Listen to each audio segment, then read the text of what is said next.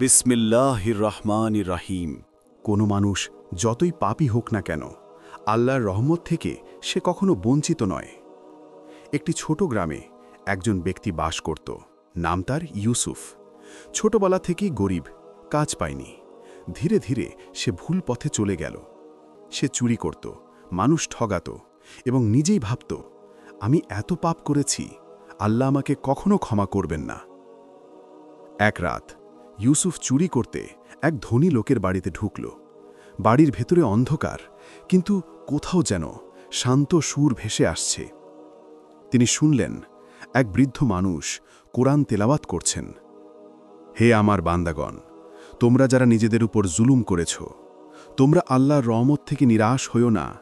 নিশ্চয়ই আল্লাহ সব পাপ ক্ষমা করে দেন। সূরা আল জুমার আয়াত ৫৩। এই আয়াত শুনে ইউসুফের বুক কেঁপে উঠল। তার চোখে পানি, হৃদয় ভরে গেল আফসোসে।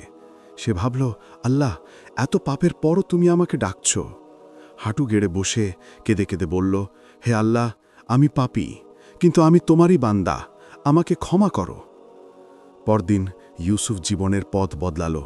সে চুরি করা জিনিস ফেরত দিল, মানুষদের কাছে ক্ষমা চাইল আর নামাজে দাঁড়াল। লোকেরা অবাক, এই কি সেই চোর ইউসুফ? হ্যাঁ, সেই মানুষ আল্লাহর রহমতে বদলে গেছে। ভাই ও বোনেরা, তওবা মানে শুধু মুখে বলা নয়, হৃদয় দিয়ে ফিরে আসা। আল্লাহ তাআলা কোরআনে বলেন, যে তওবা করে, ঈমান আনে এবং সৎ কাজ করে, আল্লাহ তার পাপগুলোকে সওয়াবে পরিণত করে দেন। সূরা আল ফুরকান আয়াত ৭০।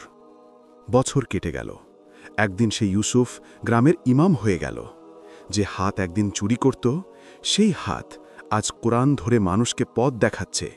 লোকেরা জিজ্ঞেস করত, তুমি কিভাবে বদলে গেলে?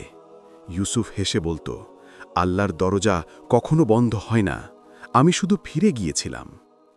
প্রিয় ভাই ও বোনেরা, তুমি যতই পাপী হও, আল্লাহর কাছে ফিরে আসো, কারণ আল্লাহর রহমত তোমার পাপের থেকেও বড়।